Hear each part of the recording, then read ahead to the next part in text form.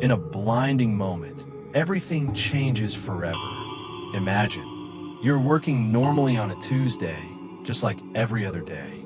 Suddenly, phones, computers, and all electronic devices simultaneously shut off. Outside the window, a light brighter than the sun tears through the sky. You only catch a glimpse of the giant mushroom cloud rising on the horizon before the shock wave hits, sweeping away everything in its path. This marks the moment when 12,000 years of human civilization ends. Not with a whimper, but with the terrifying roar of thousands of nuclear explosions happening at once. I am become death, the destroyer of worlds. J.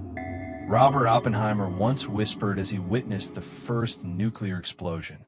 These words echo a terrible truth. For the first time in Earth's history, a species has developed the capability not only to destroy itself, but also to devastate much of the life on this planet. Everything we take for granted, from the morning sunlight to the sound of birds, from the blue sky to supermarkets full of food, could disappear in just a few hours. The post-nuclear world is not a variation of the present, but an entirely different reality, a strange, hostile, and deadly planet. What would such a world look like? If you were lucky, or rather unlucky, enough to survive the first day, what awaits you? Does humanity still have a chance of survival? And can Earth ever recover from such deep wounds? Let's explore the darkness beyond the nuclear flash together. Not to nurture fear, but to better understand the infinite value of peace on our fragile blue planet. Nuclear night. Immediate consequences. If a large-scale nuclear war occurs, the immediate consequences will surpass our imagination. Nuclear explosions create massive energy in the form of thermal shock, pressure, and radiation, erasing everything within a radius of tens of kilometers. Large cities, centers of population, economy, and politics would vanish in an instant. But that's just the beginning. A more terrifying phenomenon would emerge: nuclear winter. When hundreds or thousands of nuclear weapons explode, billions of tons of dust, ash, and soot are propelled into the stratosphere. These particles block sunlight, causing global temperatures to drop by 10 to 25 degrees Celsius within weeks. The sky turns dark red or pitch black, and Earth would be plunged into prolonged darkness for many years. Ionizing radiation would inundate large areas. In regions close to the explosion center, radiation doses would be enough to cause immediate fatality. Further away, acute radiation syndrome would kill millions in the days and weeks following. Survivors would face a lifetime risk of cancer, genetic disorders, and immune system damage. Ecological collapse. Medium-term impacts within months to years after the war. Earth would become an unrecognizable environment. Drastically lower temperatures would lead to global freezing. Seasons would disappear, and the agricultural cycles, the foundation of civilization, would entirely collapse.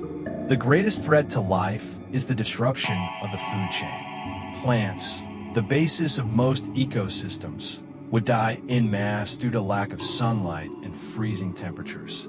Photosynthesis nearly ceases, leading to a significant drop in oxygen levels in the atmosphere and oceans. Species dependent on plants would quickly face extinction, resulting in the collapse of entire ecosystems in a domino effect. The oceans would not escape the disaster either. Nuclear dust reduces the amount of sunlight penetrating the waters, causing phytoplankton, the basis of the marine food chain, to die en masse. Combined with oceanic acidification due to a CO2 spike, marine ecosystems would rapidly crumble. The ozone layer, Earth's shield against ultraviolet radiation, would be severely harmed due to chemical reactions in the atmosphere following nuclear explosions. Once the nuclear winter ends and sunlight returns, ultraviolet radiation would bombard the surface with intensity far greater than normal, causing genetic damage to remaining organisms. Human society, from collapse to rebuilding modern social infrastructure, cannot survive post-nuclear conditions. Power grids, clean water, internet, healthcare, and global supply chains would cease to function. Cities not directly destroyed would quickly fall into anarchy as food and resources become scarce. Models predict that up to 90% of the world population could perish within a year of a large-scale nuclear war, not only from bombs, but primarily due to hunger, thirst, disease, and violence. Survivors face severe shortages of medicine, food, and clean water.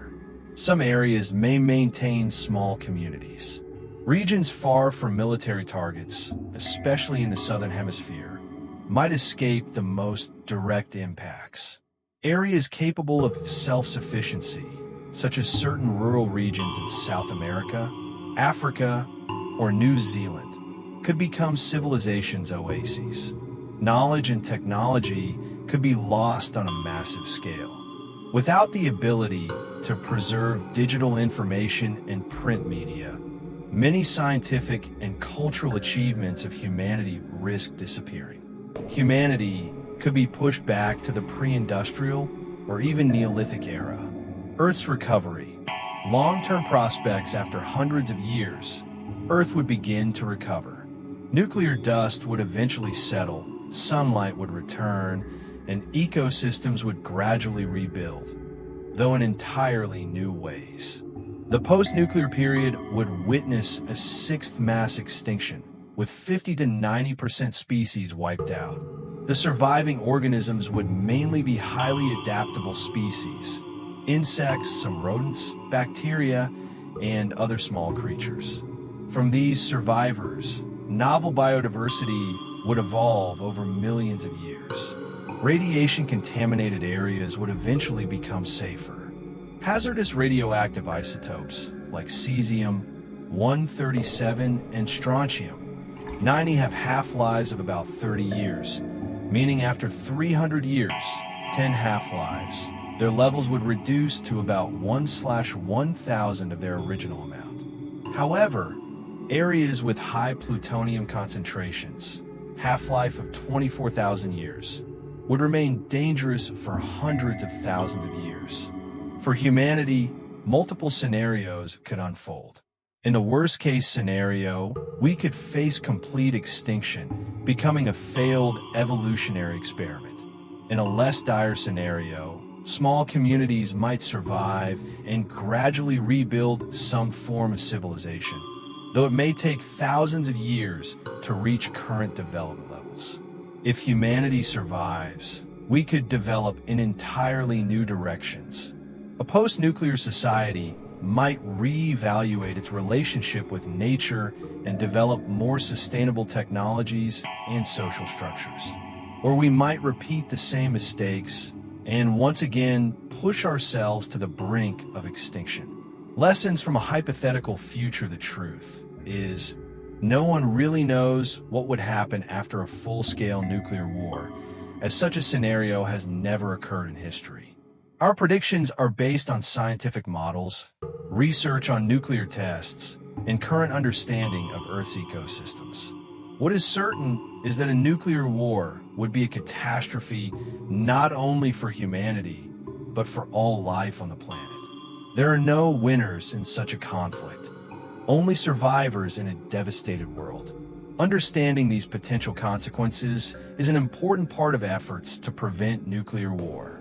These hypothetical scenarios are not meant to cause undue fear, but rather to emphasize the importance of maintaining peace and sustainable development on the only home we have.